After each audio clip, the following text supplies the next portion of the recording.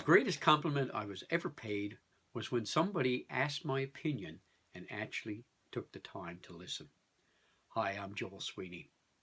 My tip today is around communication. And when we look at the definition of communication, it's really a giving and receiving process. It's not just the speaking.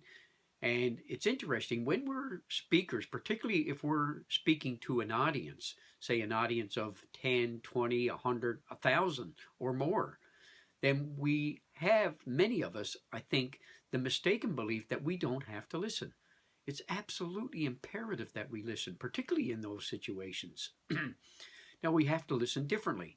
With a large audience, you're not going to get a whole lot of verbal feedback from them, but you're going to get a ton of nonverbal feedback.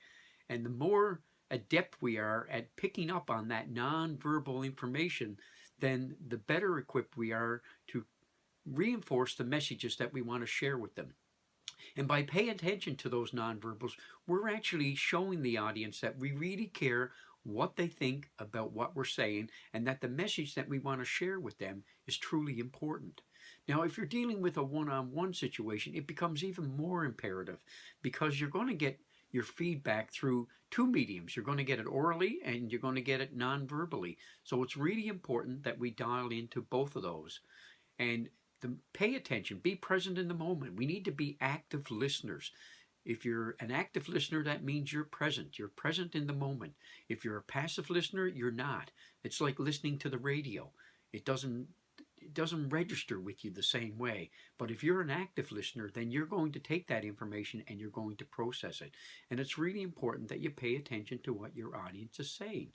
So when we think about the nonverbals, we need to practice the concept of what I call listening with our eyes. So if you're listening with your eyes, you're going to be picking up on your audience's nonverbal message.